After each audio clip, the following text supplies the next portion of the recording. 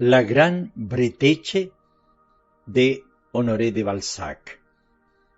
Otro estudio de mujer. Ah, señora, replicó el doctor, tengo historias terribles en mi repertorio, pero cada relato ocupa su lugar en una conversación según la hermosa frase contada por Chamfort y dicha al duque de Fronsac. Entre tu ocurrencia y el momento en que nos hallamos hay 10 botellas de vino de champaña. Pero son las 2 de la madrugada y la historia de Rosina nos ha preparado ya, dijo la dueña de la casa. Contadla, señor de Bianchon, dijeron todos a la vez. A un gesto del complaciente doctor reinó silencio.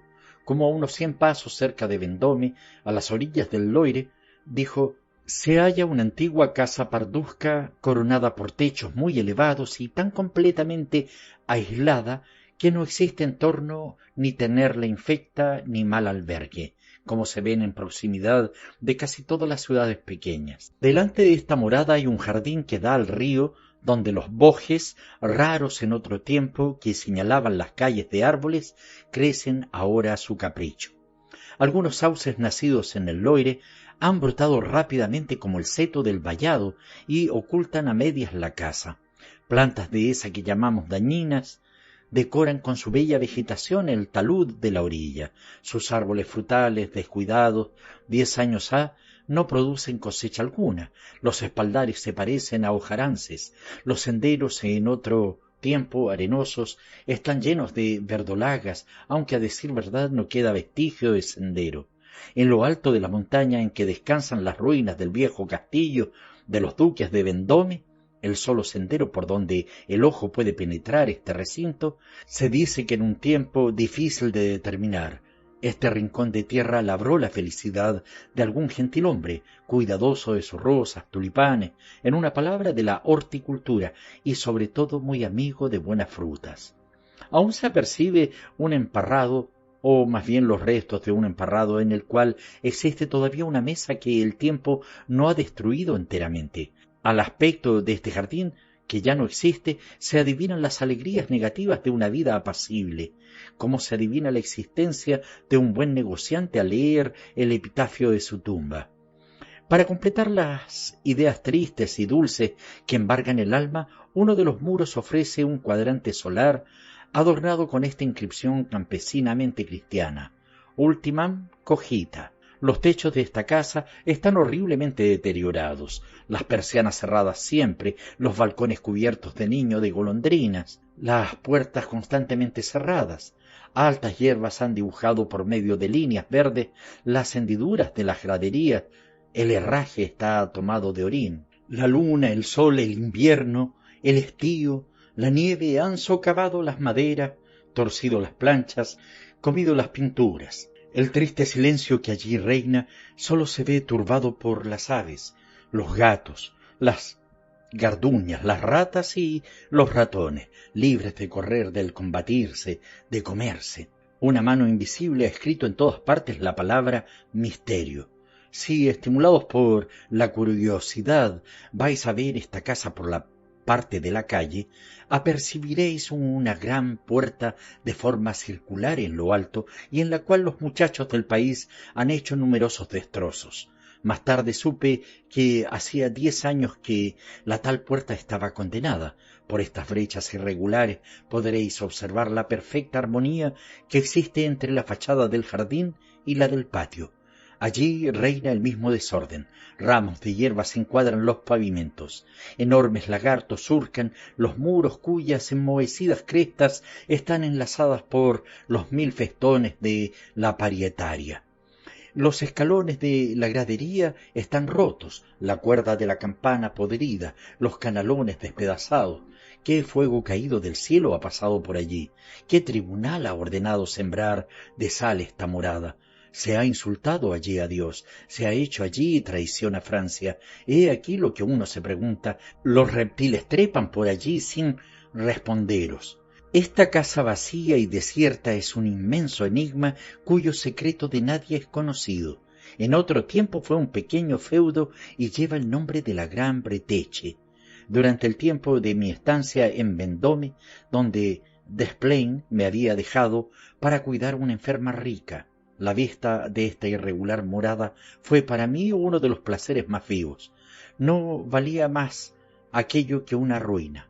A una ruina se asocian algunos recuerdos de irrefragable autenticidad, pero esta morada aún en pie, aunque lentamente demolida por una mano vengadora, encerraba un secreto, un pensamiento desconocido, por lo menos ocultaba un capricho. Más de una vez en la noche me hice conducir al seto salvaje que protegía este recinto. Desafié los arañazos de las plantas, entré en este jardín sin dueño, en esta propiedad que no era ni pública ni particular. Permanecí allí horas enteras contemplando su desorden, ni aun aprecio de la historia a que sin duda se debía este extraño espectáculo. Hubiera querido hacer una sola pregunta a cualquier hablador de Vendôme. Allí componía yo novelas deliciosas y me entregaba a desórdenes de melancolía que me encantaban. Si hubiese conocido el motivo, quizá vulgar, de este abandono, hubiera perdido las poesías inéditas con que me embriagaba.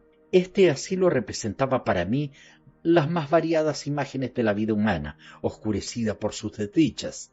Ya era el aire del claustro sin los religiosos, ya la paz del cementerio, sin muertos que os hablasen su epitáfico lenguaje, hoy la casa del leproso, mañana la de Atridas, pero sobre todo la provincia con sus ideas recogidas, con su vida de arenero. Allí lloré a menudo, jamás reí. Más de una vez sentí involuntarios terrores al oír sobre mi cabeza el silbido sordo que hacen las ramas de algún agobiado tronco. El suelo es húmedo, es preciso precaverse de los lagartos, víboras y ratas que se pasean por allí con la salvaje libertad de la naturaleza. Sobre todo es preciso no temer el frío, porque en ciertos momentos se siente como una capa de hielo que cae sobre las espaldas, al modo que una mano del comendador sobre el cuello de don Juan. Allí me estremecí una noche.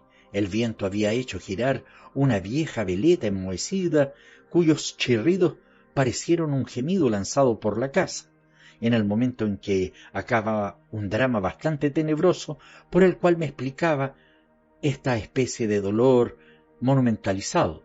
Volví a mi albergue, entregado a las ideas sombrías. Cuando hube cenado, la huéspeda entró con aire misterioso en mi cuarto y me dijo: «Caballero, ved aquí a Monsieur Renault». «¿Quién es Monsieur Renault?» «¿Cómo no conoce usted a Monsieur Renault?» «Ah, qué lástima», dijo marchándose. «De repente vi aparecer a un hombre alto, endeble, vestido de negro, llevando en la mano su sombrero, y que se presentó como un ariete, pronto a caer sobre su rival, mostrándome una frente que huía, una cabeza pequeña y puntiaguda, y una cara descolorida, bastante semejante a un vaso de agua sucia. Le hubierais tomado por ujier de un ministro». Este desconocido llevaba un traje viejo, muy usado en sus pliegues, pero tenía un diamante en la pechera de la camisa y aretes de oro en las orejas. «Caballero, ¿a quién tengo el honor de hablar?», le dije. Él se sentó en una silla, se puso delante del fuego, colocó su sombrero sobre mi mesa y me respondió frotándose las manos: «Hace mucho frío, caballero. Yo soy Monsieur Renault». Yo me incliné como diciendo para mí: «Il bon Docani». «Yo soy», continuó, «notario de Vendôme». «Me alegro de ello», exclamé, «pero no me hallo en disposición de testar por razones que me sé y me callo». «Un momento», añadió levantando la mano como para imponer silencio. «Permitid, caballero, permitid.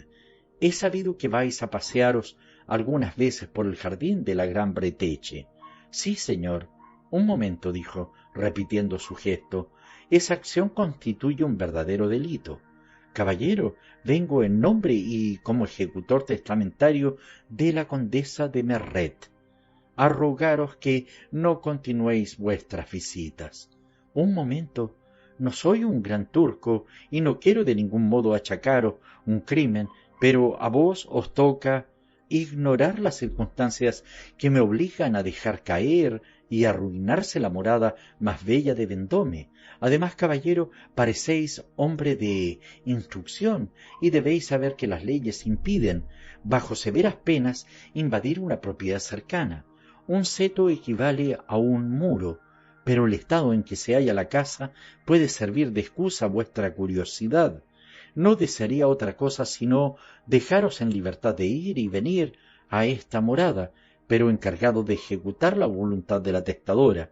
Tengo el honor, caballero, de rogaros que no entréis más en el jardín. Yo mismo, caballero, desde la lectura del testamento no he puesto el pie en esta casa, que depende, como he tenido el honor de decíroslo, de los sucesores de Madame de Merret. Sólo hemos hecho dar fe de las puertas y ventanas, a fin de asentar los impuestos que pago anualmente en los fondos destinados al efecto por la difunta señora condesa. Ah, mi querido señor, su testamento ha metido mucho ruido en Vendôme. Aquí se paró nuestro digno hombre para sonarse. Yo respeté su locuacidad, comprendiendo a maravilla que la sucesión de Madame de Merret era el acontecimiento más importante de su vida, toda su reputación, su gloria, su restauración. ¿Cómo me era preciso despedirme de mis ilusiones, de mis novelas? Me dejé arrastrar por el placer de saber la verdad de una manera oficial. Caballero, le dije, seré indiscreto en preguntaros la razón de este capricho. A estas palabras vi en la cara del notario un movimiento que expresaba todo el placer que experimentaban los hombres habituados a montar sobre su caballito. Levantó el cuello de su camisa con cierta especie de fatuidad, sacó su petaca, la abrió, me ofreció rapé, y ante mi negativa cogió para sí una gran toma. Ya era dichoso, un hombre que no tiene caballito ignora todo el partido que uno puede sacar de la vida. Un caballito es el justo medio entre la pasión y la monomanía. En aquel momento comprendí en toda su extensión esta preciosa expresión de Sterne, y tuve una idea completa de la alegría con que el tío Tobías cabalgaba con ayuda de Trim en su caballo de batalla. Caballero, me dijo Mr. Renault, yo he sido primer clérigo del maestro Roguin en París, excelente buffet, del cual puede que hayáis oído hablar. ¿No? Pues una desgraciada quiebra lo ha hecho célebre. No teniendo bastante fortuna para ocuparme en París, al precio a que se elevaron las cargas en 1816, me vine aquí a adquirir el estudio de mi predecesor. Tenía parientes en Vendôme, entre otros una tía muy rica que me dio a su hija en matrimonio. Caballero, repuso después de una pequeña pausa, 3 meses después de haber sido agraciado por monseñor el guardasello, fui llamado una noche en el preciso momento en que iba a acostarme. No estaba todavía casado, por la condesa de Merret, a su castillo de Merret. Su doncella, una buena chica que sirve hoy en esta hostería, estaba a mi puerta con la caleza de la señora condesa. Ah, un momento, caballero. Es necesario deciros que el conde de Merret había ido a morir a París 2 meses antes de que yo me viniese aquí. ¿Comprendéis? El día de su partida, la condesa había dejado y desamueblado la Gran Breteche. Algunas personas hasta pretenden que quemó los muebles y tapicerías, en fin, todo cuanto decorase los lugares actualmente amueblados por el susodicho señor. Ay, pero, ¿qué es lo que digo? Dispensadme, creía dictar un arrendamiento, y los quemó, repuso, en la pradera de Merret. ¿Habéis ido a Merret, caballerot, no? Dijo respondiéndose a sí mismo. Ah, es un hermoso paseo, 3 meses hacia... Dijo continuando después de un pequeño movimiento de cabeza que el señor conde y la señora condesa vivían singularmente, no recibían a nadie, la señora habitaba el piso bajo y él todo el primero. Cuando la señora condesa se quedaba sola, no se dejaba ver más que en la iglesia. Más tarde, ya en su cuarto del castillo, rehusó ver a los amigos y amigas que venían a hacerla visitas. Se había desfigurado mucho desde que dejó la Gran Breteche para ir a Merret. Aquella querida mujer Digo querida porque me dio este diamante que por lo demás no lo he visto más que una vez, pues esta señora estaba muy enferma y había desesperado sin duda tanto de su salud que murió sin querer llamar al médico, por lo cual muchas de nuestras mujeres de por acá han pensado que no gozaba de cabal sentido. Cuando supe que Madame de Merret tenía necesidad de mi ministerio, mi curiosidad llegó a su colmo, y no era yo el único que se interesaba en esta historia. Aquella misma noche, con ser ya tarde, toda la ciudad supo que yo iba a Merret. La doncella me respondió bastante vagamente a las preguntas que le hice por el camino. Me dijo que su señora había sido sacramentada aquel día por el cura de Merret, y que parecía que no pasaría de la noche. Yo llegué al castillo sobre las 11 y subí por la escalera principal. Después de haber atravesado grandes piezas, altas y oscuras, frías y húmedas como un diablo, llegué al dormitorio de honor donde estaba la señora condesa. Según los rumores que corrían acerca de tal señora, y sería cuento de nunca acabar si os repitiera todos los que han circulado respecto a este punto, yo me la imaginé una coqueta. Un trabajo improbo me costó encontrarla en aquel gran lecho donde yacía. Es verdad que para iluminar esta enorme habitación con frisos del antiguo régimen, tan llena de polvo que hacía estornudar el solo verla, tenía sólo una de esas antiguas lámparas de argán. Ah, pero vos no habéis estado en Merret. Pues bien, caballero, la cama era una de esas camas del tiempo antiguo, con un dosel elevado, guarnecido de indiana rameada. Al lado de la cama había una pequeña mesa de noche, y encima de ella vi una imitación de Jesucristo que, entre paréntesis, se la he comprado a mi mujer, lo mismo que la lámpara. Había también una gran poltrona y 2 sillas. No había fuego encendido. He aquí el mobiliario. En un inventario esto no hubiese ocupado 10 líneas. Ah, mi querido señor, si hubieseis visto, como yo la vi entonces, esta vasta habitación cubierta con tapices oscuros, os hubierais creído transportado a una escena de novela. Aquello era glacial, mejor dicho, fúnebre, añadió levantando el brazo por un gesto teatral y haciendo una pausa. A fuerza de mirar, acercándome a la cama, acabé por ver a Madame de Merret, gracias a la luz de la lámpara que daba sobre las almohadas. Su cara estaba amarilla como la cera y unida a 2 manos cruzadas.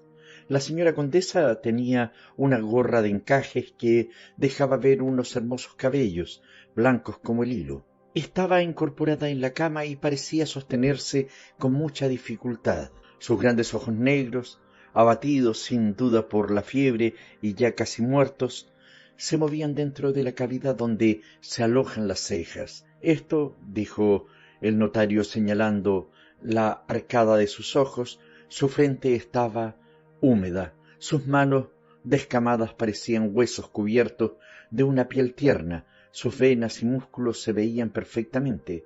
Debía de haber sido muy hermosa, pero al verla en aquel momento, yo no sé qué sentimiento me embargó. Jamás, al decir de los que la enterraron, una criatura humana había llegado a aquel extremo de delgadez sin morir. En fin, daba horror el mirarla. El mal había corroído tanto a esta mujer que no era más que un fantasma. Sus labios, de un color violeta pálido, me parecieron inmovibles cuando me halló. Aunque mi profesión me ha familiarizado con estos espectáculos, al conducirme de vez en cuando a la cabecera de la cama de los moribundos para autorizar sus últimas voluntades, confieso que la familia desolada y las agonías que he visto no eran nada en comparación de esta mujer solitaria y silenciosa en aquel vasto castillo. No oía al menos ruido, no percibía ese movimiento que la respiración de la enferma hubiera debido imprimir a las sábanas que la cubrían, y me quedé enteramente inmóvil, ocupado en mirarla con una especie de estupor. Me parece que aún estoy allí. Sus grandes ojos se menearon, probó de levantar la mano derecha, que volvió a caer sobre la cama, y estas palabras salieron de su boca como un soplo, porque su voz ya no era voz. Os esperaba con mucha impaciencia. Sus mejillas se colorearon vivamente. Hablar, caballero, era un esfuerzo para ella. Señora, le dije. Ella me hizo seña de que me callase. En este momento la vieja ama de llaves se levantó y me dijo al oído: no habléis, la señora condesa no está en estado de oír el menor ruido, y lo que vos le diríais podría agitarla. Yo me senté. Algunos instantes después Madame de Merret reunió cuantas fuerzas le quedaban para mover su brazo derecho. Lo puso no sin poco trabajo sobre la almohada. Se detuvo un corto momento, después hizo un último esfuerzo para retirar su mano y apenas hubo tomado un papel sellado que las gotas de sudor caían ya de su frente. Os confío mi testamento, dijo. Ah, Dios mío, ah. Eso fue todo. Cogió un crucifijo que estaba sobre su cama, lo llevó rápidamente a sus labios y murió. La expresión de sus ojos fijos me hace estremecer aun cuando sueño. Debió de sufrir mucho. Había alegría en su última mirada, sentimiento que quedó grabado en sus ojos muertos. Me llevé el testamento y vi que Madame de Merret me había nombrado su albacea testamentario. Legaba la totalidad de sus bienes al hospital de Vendôme, salvo algunos legados particulares, pero he aquí cuáles fueron sus disposiciones tocante a la Gran Bretaña. Me mandó que durante 50 años consecutivos, a partir del día de su muerte, dejase esta casa en el estado en que se encontrara en el instante de su fallecimiento, vedando la entrada en sus habitaciones a cualquier persona, sea quien fuere, prohibiendo verificar en ella la menor reparación y aun concediendo una renta a fin de asalariar a algunos guardas, si de ello hubiese necesidad, para asegurar la completa ejecución de sus instrucciones. Al expirar este término, si el voto de la atestadora ha sido cumplido, la casa debe pertenecer a mis herederos, porque usted sabe que los notarios no pueden aceptar legado alguno, sino la Gran Bretaña corresponderá a quien hubiese derecho, pero con la carga de cumplir las condiciones indicadas en un codicilo anexo al testamento y que no se debe abrir hasta expirar dichos 50 años. El testamento no ha sido impugnado, pues a estas palabras y sin acabar la frase, el oblongo notario me miró con aire de triunfo y yo le colmé de felicitaciones dirigiéndole algunos cumplidos. Caballero, le dije terminando, me ha impresionado usted tan vivamente que me figuro ver a esa moribunda más pálida que su mortaja. Sus relucientes ojos me causan miedo y esta noche soñaré con ella. Pero usted habrá debido formar algunas conjeturas sobre las disposiciones contenidas en ese caprichoso testamento. Caballero, me replico con inmensa reserva. Jamás me permito juzgar de la conducta de las personas que me han honrado con el donativo de un diamante. Bien pronto solté la lengua del escrupuloso notario de Vendôme, que no sin largos rodeos me comunicó las observaciones debidas a los profundos políticos de ambos sexos, cuyos fallos eran leyes en Vendôme. Pero estas observaciones eran tan contradictorias entre sí, tan difusas, que poco me faltó para dormirme, a pesar del interés que tomé por esta auténtica historia. El tono pesado y el acento monótono del notario, habituado sin duda a escucharse a sí propio y a hacerse escuchar de sus clientes o compatriotas, triunfó de mi curiosidad. Felizmente se fue. Ay, caballero, me dijo en la escalera, muchísimas personas quisieran vivir aún 45 años, pero un instante, y con un aire delicado puso el índice de su mano derecha sobre la nariz, como si hubiera querido decir, prestad atención a esto. Para ir hasta allí no es preciso una centena de años. Llamé a la puerta después de haberme despertado de mi apatía por este último rasgo que el notario halló muy ingenioso y luego me senté en mi sillón, poniendo ambos pies sobre los barrotes de la chimenea. Me sumergía ya en una novela a lo Radcliffe. basada en los datos jurídicos de Mr. Regnault, cuando la puerta, movida por la mano derecha de una mujer, giró sobre sus goznes. Vi entrar a mi huéspeda, gruesa y regocijada mujer de buen humor que había equivocado su vocación. Era una flamenca que debía haber nacido en un cuadro de Teniers. Pues bien, caballero, me dijo, sin duda Mr. Regnault os ha contado la historia de la Gran Breteche. Sí, señora Lepage. ¿Qué os ha dicho? Le repetí en pocas palabras la tenebrosa y fría historia de Madame de Merret. A cada frase mi huéspeda extendía el cuello mirándome con una perspicacia de posadera, especie de justo medio entre el instinto del gendarme, la astucia del espía y la malicia del comerciante. Mi querida señora Lepage, añadí al acabar, parece que usted sabe algo más que eso. O si no, ¿para qué hubiera usted llegado hasta mi cuarto? Ah, a fe de mujer honrada, como Lepage, que me llamó, no juréis, vuestros ojos están charlando el secreto. ¿Habéis conocido a Mr. Merret?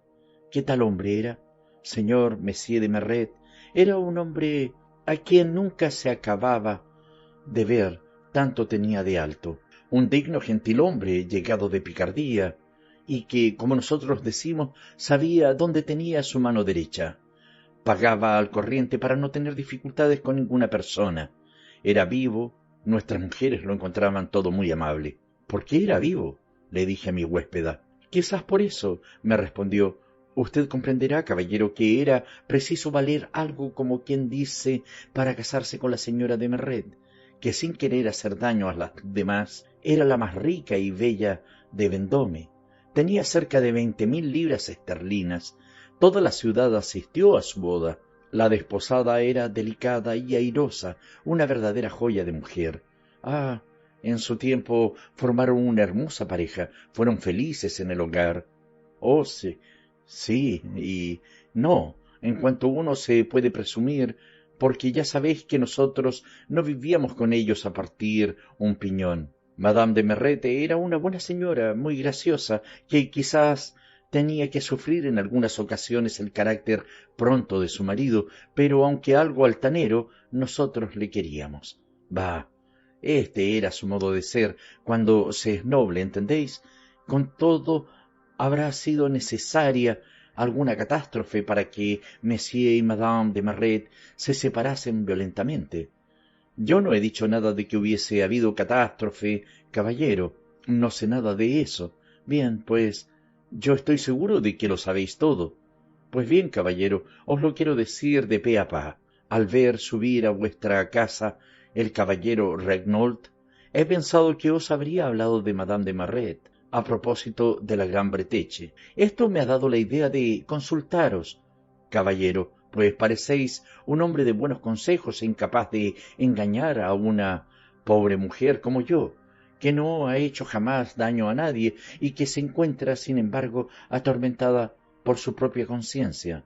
Hasta el presente no he osado descubrir nada a las gentes de este país. Estos todos son habladores con lengua de acero. En fin, señor, no he tenido huésped que haya vivido tanto tiempo como vos en mi albergue, a quien pudiese decir la historia de los 15.000 francos. Mi querida señora Lepage, le respondí yo, conteniendo la corriente de sus palabras, si vuestra confidencia es de naturaleza que comprometa por todo lo del mundo, no querría cargar con ella. No temáis nada, dijo interrumpiéndome, ya lo veréis. Esta precipitación me hizo creer que no era yo el solo a quien mi buena posadera había comunicado el secreto de que debía yo ser el único depositario. Así pues, le escuché. Caballero, me dijo, cuando el emperador enviaba aquí españoles prisioneros de guerra, o por otros motivos, tuve que alojar por cuenta del gobierno a un joven español enviado a Vendôme bajo palabra de honor. A pesar de esta palabra, iba a presentarme cada día al subprefecto. Era un grande de España, llevaba un nombre en os y en día como Vagos de Feredia. Tengo escrito su nombre en mis registros. Le podéis leer si queréis. Oh, Era un hermoso joven para ser español, que dicen que todos son feos. Tenía nada menos que 5 pies y 2 o 3 pulgadas, pero era bien formado, tenía manos pequeñas que cuidaba. Ah, cómo no hay que ver. Gastaba tantos cepillos para sus manos como una mujer usa para todo su tocador. Tenía largos cabellos negros, mirada de fuego, el cutis un poco cobrizo, pero que por lo mismo me gustaba. Traía ropa fina, como no la he visto jamás a nadie, por más que haya alojado príncipes y, entre otros, al general Bertrand, al duque y la duquesa de Abrantes, al caballero de Cases y al rey de España. No comía gran cosa, pero tenía una manera tan cortés y tan amable como no se podía desear otras. Oh, yo le quería mucho, aunque no dijera siquiera 4 palabras al día, ni fuese posible tener con él la menor conversación. Si se le hablaba, no respondía. Esto era un tiro, una manía que tienen todos los españoles, a lo que me han dicho. Leía su breviario como un cura e iba regularmente a misa y a todos los oficios. ¿Dónde se metía? Nosotros lo notamos más tarde, a 2 pasos de la capilla de Madame de Merret, pero como se colocaba allí desde la primera vez que estuvo en la iglesia, ninguno creyó que hubiese intención en este hecho.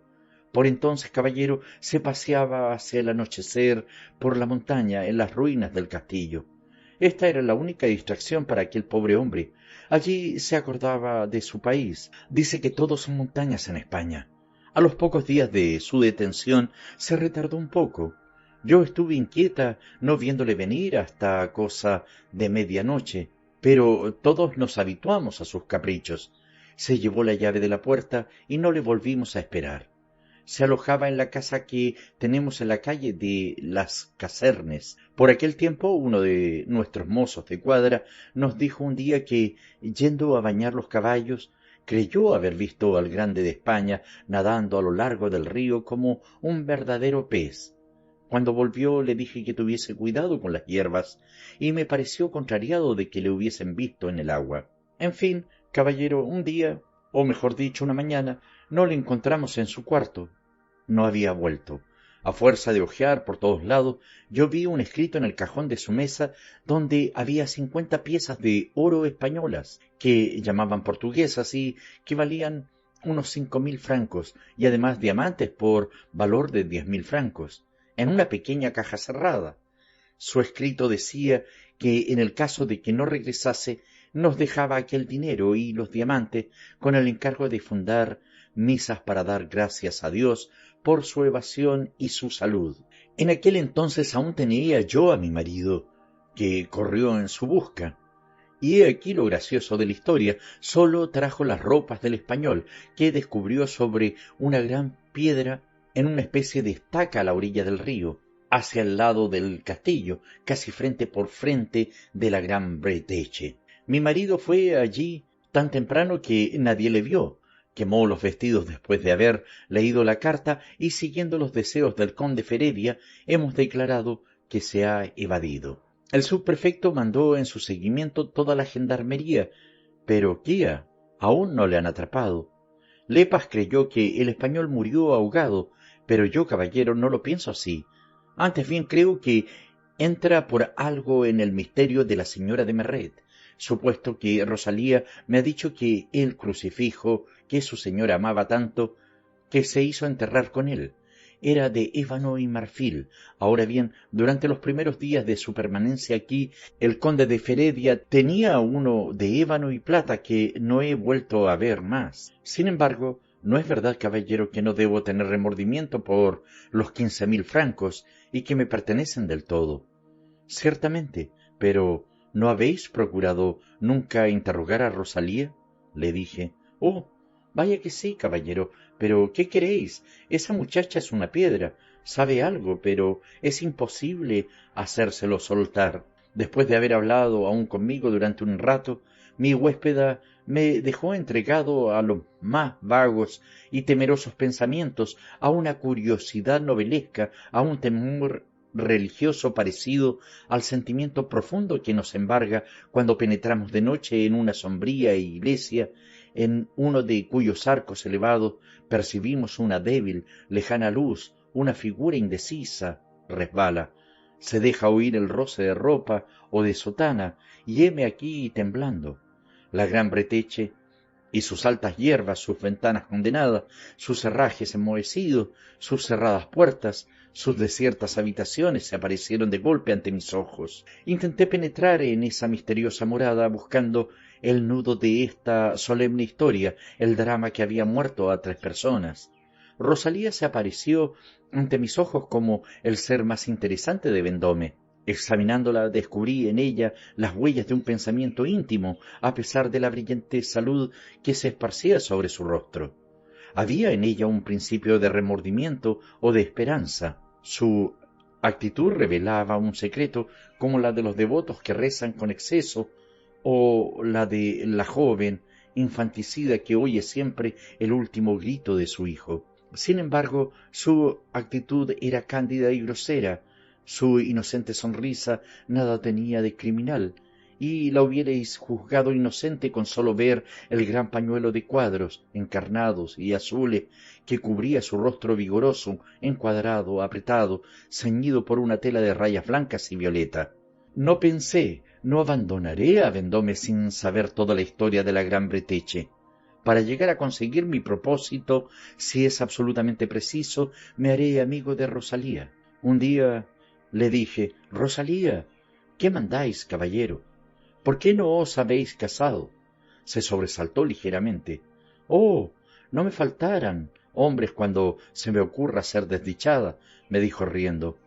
Pronto se repuso de su emoción interior, porque todas las mujeres, desde la gran señora hasta la moza de mesón inclusive, tienen siempre una sangre fría que les es peculiar. Sois una mujer fresca, bastante apetecible para que os falte un novio. Pues decidme, Rosalía, ¿por qué os habéis hecho moza de mesón? Al dejar a Madame de Merret, ¿es que no os ha dejado ninguna renta? Oh, sí, pero este lugar es el mejor en todo Vendôme.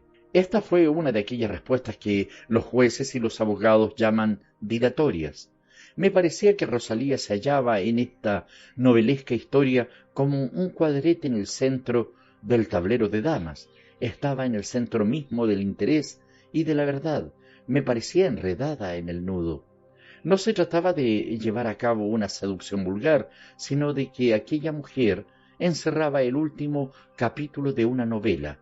Así pues, desde aquel momento, Rosalía fue el objeto de mi predilección. A fuerza de estudiarla, acabé por ver en ella, como en todas las mujeres de que hacemos nuestro principal pensamiento, una multitud de cualidades. Era limpia, cuidadosa, bella, sin que sea exageración. Tenía todos los atractivos que nuestro deseo presta a las mujeres, en cualesquiera situación en que se hallen. 15 días después de la visita del notario, una noche, o mejor dicho, una mañana, porque era muy temprano, dije a Rosalía: cuéntame todo cuanto sepas tocante a Madame de Merret. Oh, no me pidáis eso, caballero Horacio, respondió con terror. Su bello rostro se oscureció, sus colores vivos y animados palidecieron, y sus ojos perdieron su inocente y húmeda brillantez. Pues bien, replicó luego, ya que lo queréis, os lo diré, pero guardadme el secreto. Va, pobre muchacha, guardaré todos tus secretos con una probidad de ladrón, que es la más leal que existe. Si os es lo mismo, me repuso, prefiero que sea con la vuestra. Acto continuo, se ajustó el pañuelo y se puso como en actitud de contar, porque en verdad hay una actitud de confianza y de seguridad necesaria para hacer un relato. Las mejores narraciones se hacen a cierta hora, cuando nos hallamos a la mesa. Nadie ha contado bien una cosa de pie o en ayunas, pero si se tuviera que reproducir fielmente la difusa elocuencia de Rosalía, apenas bastaría un volumen entero para ello. Mas como el suceso de que me dio un conocimiento confuso se hallaba por término medio, colocado entre la palabrería del notario y la de Madame Lepaz, tan exactamente como los medios de una proporción aritmética se hallan entre sus dos extremos, no he de hacer más que decíroslo en breves palabras. Así pues, abrevió. El cuarto que Madame Merret ocupaba en la Breteche estaba situado en la planta baja, un gabinete de unos 4 pies de espesor, practicado en el muro, servía de guardarropas. 3 meses antes de la noche cuyos sucesos voy a narraros, Madame de Merret se había hallado indispuesta de bastante gravedad para que su marido la dejase en su habitación y fuese a acostarse en un cuarto del primer piso. Por una de esas casualidades imposibles de prever, aquella noche regresó 2 horas más tarde que de costumbre del círculo a donde asistía para leer los periódicos y hablar de política con los habitantes del país. Su mujer le creía entrado ya en casa, acostado, dormido, pero se había discutido animadamente sobre el tema de la invasión francesa. La partida de billar se empeñó y Monsieur de Merret perdió 40 francos, suma enorme en Vendôme, donde todo el mundo atesora y donde las costumbres se contienen en los límites de una modestia digna de elogio, que quizás se convierte en un manantial de verdadera dicha, de que no se cuida ningún parisien. De algún tiempo a aquella parte, Monsieur de Merret se contentaba con preguntar a Rosalía si su mujer se había acostado ya, y ante la respuesta siempre afirmativa de la doncella, se dirigía inmediatamente a su cuarto con aquella buena fe que engendran el hábito y la confianza. Mas al regresar hoy a su casa, le dio la humorada de penetrar en el cuarto de Madame de Merret para participarle su mala suerte, tal vez con el objeto de consolarse de ella. Durante la comida había hallado a Madame de Merret vestida con excesiva coquetería y volviendo del círculo a su casa se puso a pensar entre sí que su mujer ya no sufría, que su convalecencia la había embellecido y se apercibió de ello como los maridos se aperciben de todo un poco tarde. En lugar de llamar a Rosalía, que en aquel momento se hallaba en la cocina viendo a la cocinera y al cochero entretenidos en una jugada difícil de brisca, Monsieur de Merret se dirigió hacia el cuarto de su mujer, a la luz del resplandor de su farolillo, que dejó en el primer tramo de la escalera. Sus pisadas, fáciles de reconocer, resonaron en las bóvedas del corredor. En el momento en que el gentilhombre dio vuelta la llave del cuarto de su mujer, creyó oír cerrar la puerta del gabinete de que antes os he hablado, pero cuando entró Madame de Merret se hallaba sola, de pie, delante de la chimenea. El marido pensó entre sí cándidamente que Rosalía se hallaría en el gabinete, pero, sin embargo, una sospecha que le resonó en los oídos como un ruido de campana le hizo entrar en desconfianza. Miró a su mujer y halló en sus ojos un yo no sé qué de turbación y de rubor. «Regresáis muy tarde», le dijo ella. Su voz de ordinario tan pura y graciosa le pareció ligeramente alterada. Monsieur de Merret no le respondió nada porque en aquel momento entró Rosalía. Esto cayó sobre él como un rayo. Con los brazos cruzados se paseó por la habitación con un movimiento uniforme, yendo de una ventana a otra. «¿Habéis sabido alguna noticia triste o sufrís?», le preguntó tímidamente su mujer, en tanto que Rosalía la desnudaba. Él guardó silencio. «Retiraos», dijo Madame de Merret a su doncella.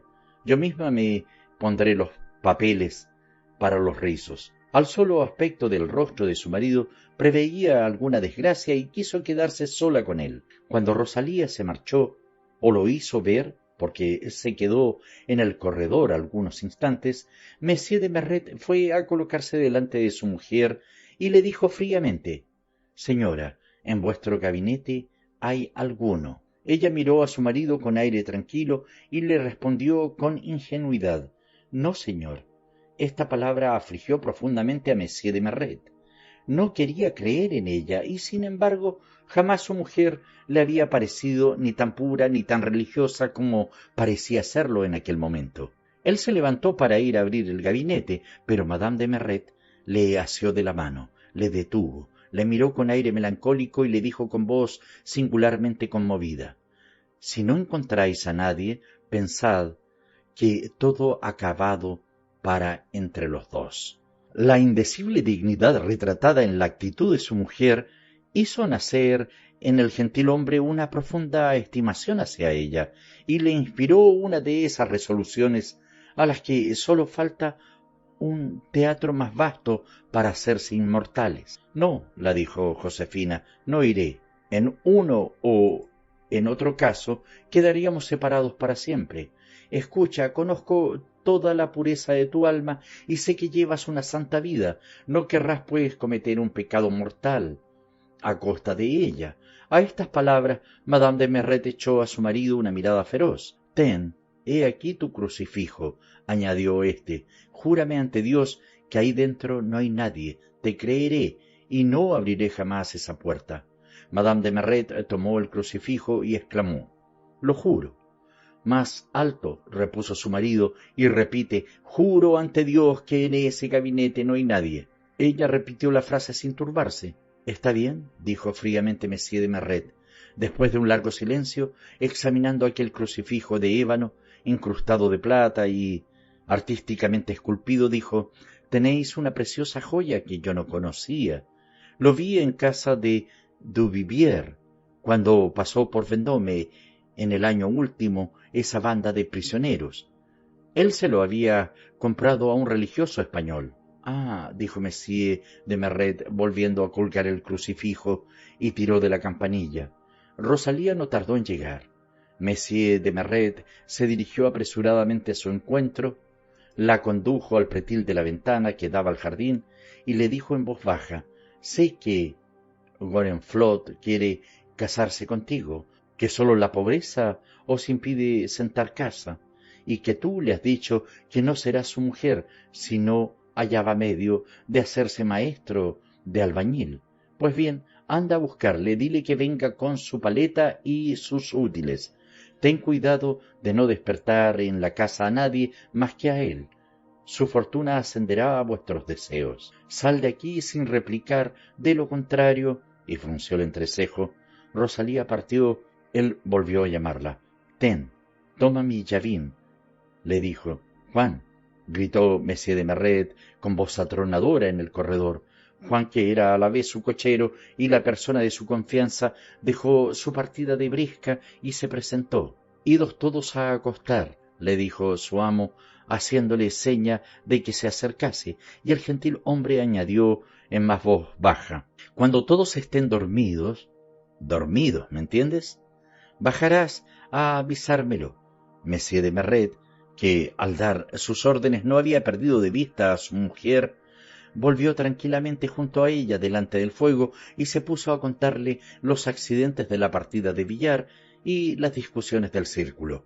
Cuando Rosalía estuvo de vuelta, encontró tuteándose muy amigablemente a Monsieur y Madame de Merret. El gentil hombre había hecho poner cielo raso en cuantas piezas componían sus habitaciones de recepción en el plan terreno. El mortero es muy raro en Vendôme, y como el transporte lo encarece, el gentil hombre había mandado venir una gran cantidad de él, sabiendo que siempre encontraría numerosos compradores para la parte que le sobrase.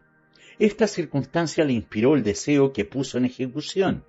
Gorenflot está ahí, dijo Rosalía en voz baja. Que entre, respondió en alta voz el gentilhombre. Madame de Merret palideció ligeramente al ver al albañil. Gorenflot, dijo el marido, ve a la cochera por ladrillos y tráelos en cantidad bastante para tabicar la puerta de ese gabinete.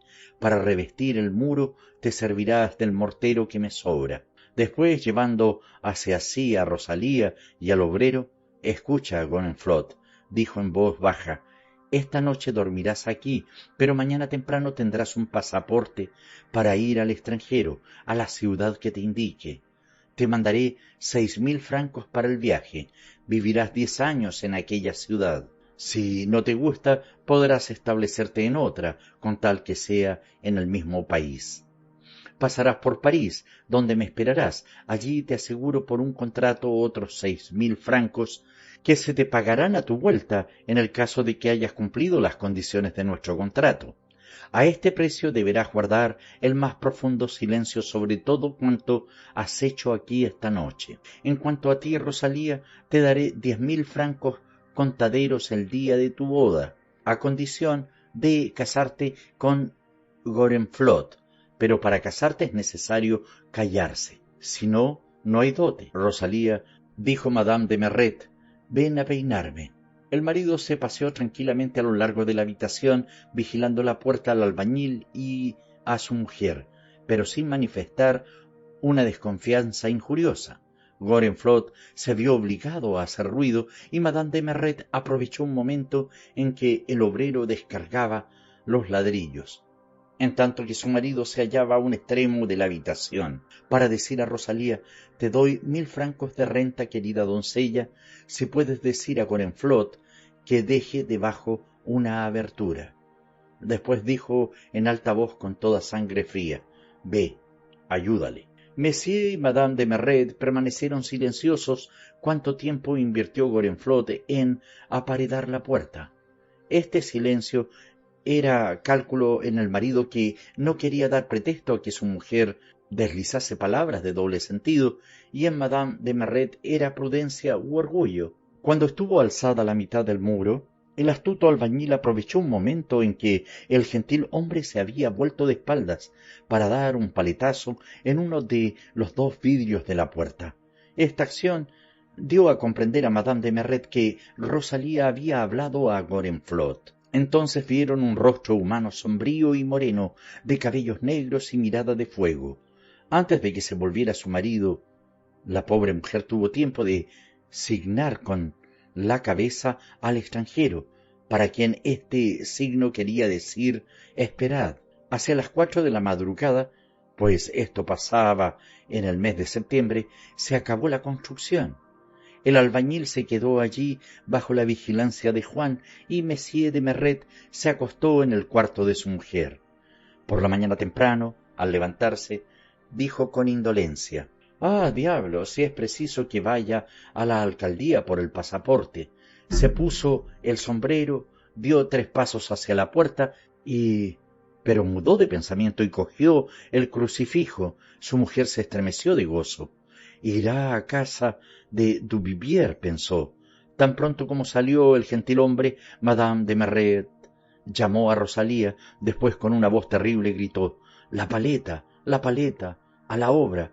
Ayer vi cómo me comprendió Gorenflot. Tendremos tiempo de hacer un agujero y taparlo». En un abrir y cerrar de ojos, Rosalía trajo una especie de Merlín a su señora, que con un ardor imposible de describir se puso a demoler el muro. Ya había hecho saltar algunos ladrillos cuando, al tomar empuje para dar un golpe más vigoroso que los demás, vio detrás de ella a Monsieur de Merret y se desvaneció. «Llevad a la señora a la cama», dijo fríamente el gentilhombre. Previendo lo que durante su ausencia debía suceder, había armado a su mujer aquel lazo. Se limitó a escribir al alcalde y a mandar por Duvivier. El joyero llegó en el momento en que se acababa de reparar el desorden de la habitación. Duvivier, le preguntó el gentilhombre: «¿Habéis comprado algún crucifijo a los españoles que han pasado por aquí?» «No, señor». «Bien, os doy las gracias», dijo lanzando a su mujer una mirada de tigre. «Juan», añadió, volviéndose a su criado de confianza, «me servirás la cena en la habitación de Madame de Merret. Está enferma y no la abandonaré hasta que se restablezca». El cruel gentilhombre permaneció junto a su mujer por espacios de 24 días. Durante los primeros momentos, cuando se producía algún ruido en el emparedado gabinete y Josefina quería implorar por el desconocido moribundo, él le respondía sin permitirla decir una sola palabra: «Me habéis jurado por la cruz que allí dentro no había nadie». Después de este relato, todas las mujeres se levantaron de la mesa y el encanto en que las había mantenido Bianchon se disipó por este movimiento. Sin embargo, algunas de ellas sintieron casi frío al escuchar la última palabra.